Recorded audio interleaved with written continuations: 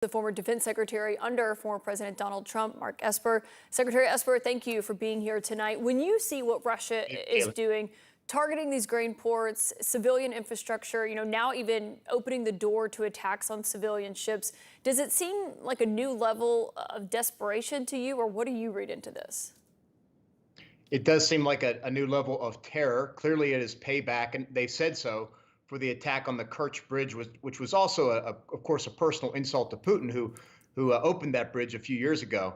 So it's that they're trying to destroy the grain, at least 1 million tons of grain there, which is also horrific because it's going to cause food insecurity issues around the world, particularly in Africa.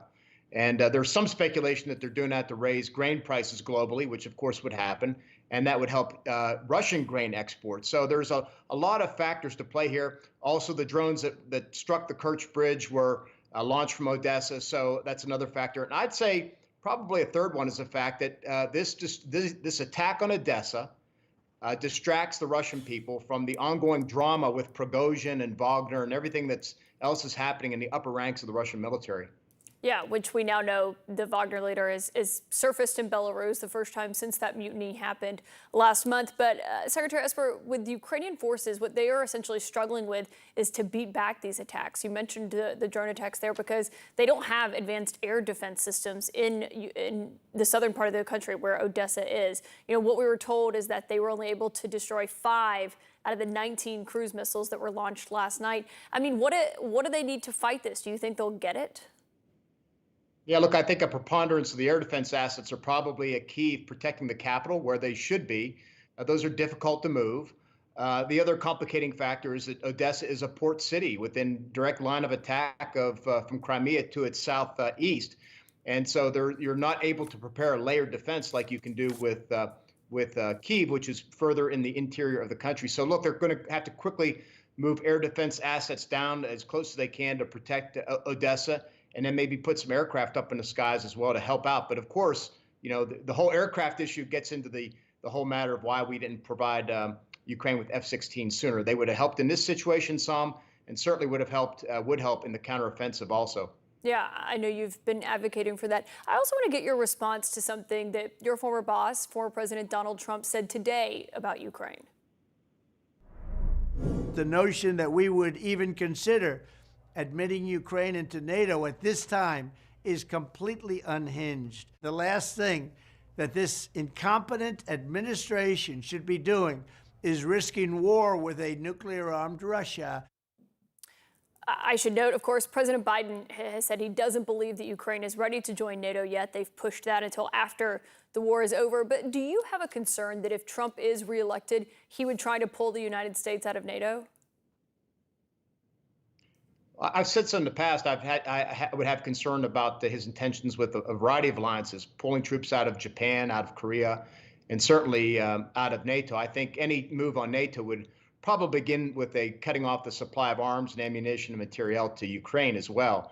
So I think that would precipitate that. But look, the issue about Ukraine should be in NATO. Nobody expected that to happen now. I actually think they should have been given a better plan, a better timeline, clearer steps, and that was the disappointment I had coming out of what was an otherwise very successful summit in Vilnius, Lithuania. Yeah, that was last week where President Biden was, of course. Another thing, you have talked about this. You've said that Trump was a threat to democracy in light of what happened on January 6th. Now, of course, he has gotten a target letter. He appears to be on the verge of being indicted in that investigation, potentially. Do you believe that charges would be appropriate here? Well, I haven't studied the charges. I'm not a lawyer, but look, there are some basic principles of American democracy, and one is nobody is above the law.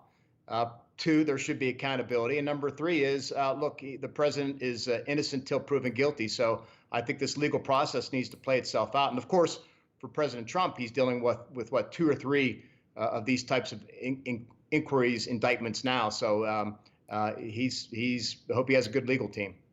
You wrote in your book that before the election, you were worried about Trump trying to use the military to hang on to power if he lost that election, something that obviously was later actually suggested by outside advisors in a meeting that we know Jack Smith is asking about. I mean, what does that say to you that people who were suggesting something like that were invited into the Oval Office and now it's the subject, it's at least part of this investigation? Well, of course, I was fired on November 9th, a week after the election. And my big concern at the end of October of that year and leading up to the election was what would the president do with the military, whether he won or lost? Would he deploy the National Guard, for example, or maybe even active duty troops against protesters? And so I write about this in my memoir, of course, the concerns I had, a private meeting I had with the head of the National Guard to discuss these contingencies and so forth and so on. But the other stuff that was far more dramatic, of course, didn't happen until December, when it was, I think, late December, when President Trump had a meeting with General Flynn, retired General Flynn and others, and they talked about seizing ballot boxes. That, of course, is very alarming. And I suspect that's where would be a critical element of this January 6th investigation. I'm curious, you've said you don't think he is fit for office, that he shouldn't be back in office. How do you plan to handle the Republican primary? Are you going to endorse another candidate here? No, I don't plan on endorsing anybody. I said that I wouldn't support Donald Trump. I don't think he's fit for office because he puts himself first, and I think anybody running for office should put the country first. And they should abide by their oath and do a number of other things. Look, there's a crowd of about 12 or so Republican candidates beyond Trump. I think at least half of them are very credible. Any of those 6 or so could beat President Biden if they become the nominee. And what I'm looking for, and I'm willing to assist any one of them, help them. I'm looking for somebody who puts the country first, who will abide by their oath, who will advance traditional Republican policy objectives, and who will bring the Republican Party together, grow the party, and win elections. You have to win elections, and Donald Trump has not been able to win elections, whether they are House, Senate, or White House. And so that's what Republicans need to do. Just amazing for me. I mean, I know that that's your view on this. We've obviously talked many times, Secretary Esper, but to hear someone who was the Pentagon chief for a now candidate for president saying that you would willingly help his challengers who are running against him just speaks to the moment that we're in, I think. But Secretary Esper, thank you for your time tonight. Thanks, Caitlin. Have a good evening.